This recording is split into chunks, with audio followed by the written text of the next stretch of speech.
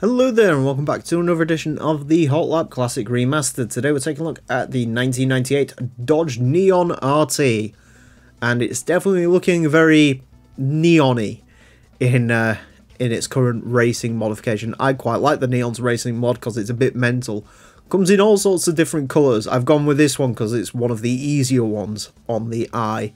The Neon could be quick around here, and don't laugh because I know the Neons are a little bit of a joke.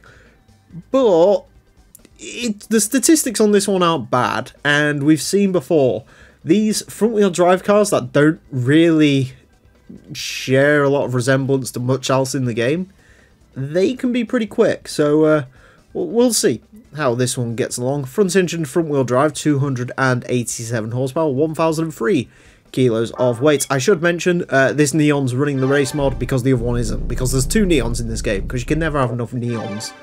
The Neon ACR will run its standard 4-door self.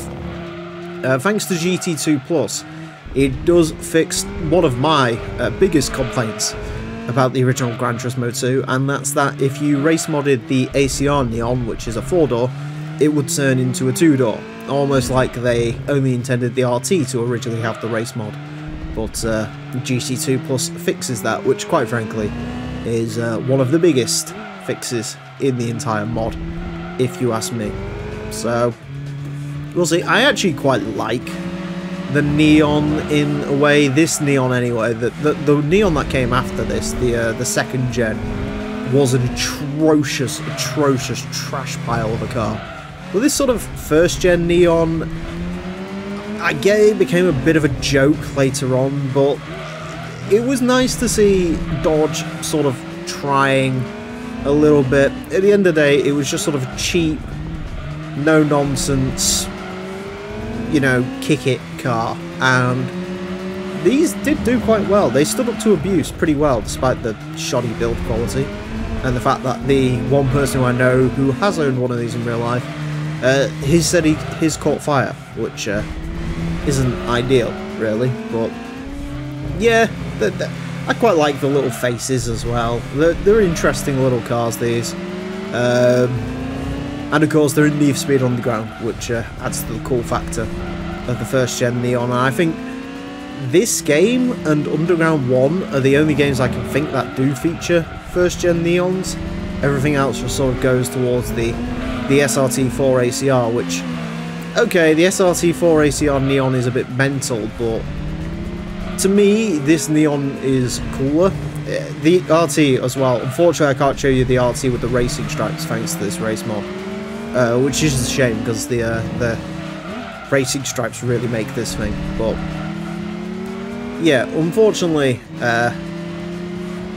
everything else goes for the ACR Neon, which, you know, it's mental, it's cool, I get it, it's the fast one, but also, I mean, if you're going to include a Dodge SRT4, I have always been a huge proponent of including the Dodge SRT4 Caliber instead, because while the Neon was, you know, 240 horsepower of turbocharged goodness and it's a Neon, the Caliber, which is a Caliber, which is even more sort of...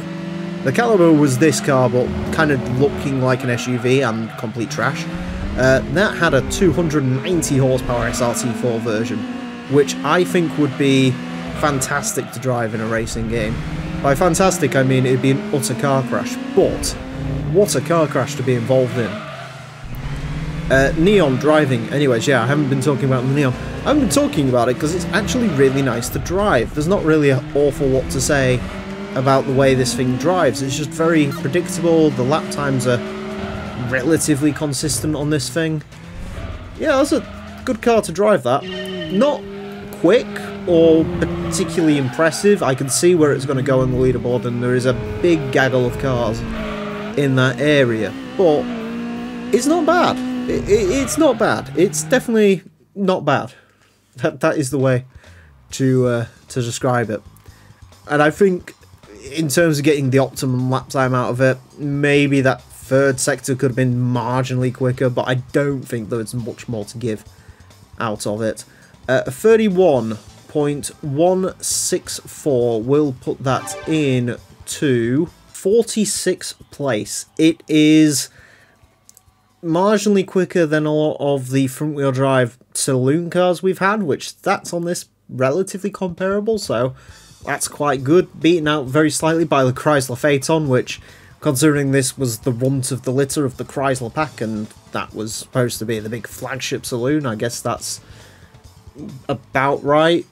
Yeah, it's not bad. There's a big sort of grouping of cars that are repairing there. As you can see, everything's sort of fractionally quicker than the other. So, you know, that's not a bad place to be, certainly. About where you'd expect an average front-wheel drive car to be, and this is certainly an average front-wheel drive car. Hopefully I've remembered to edit this in, because I forgot to add all the cars that I've just done to the leaderboard, and I read the position out wrong, because I'm silly. Anyways, that's it for this episode. Thank you all very much for watching, and do join me next time when I'll be driving something completely different. Until then, farewell.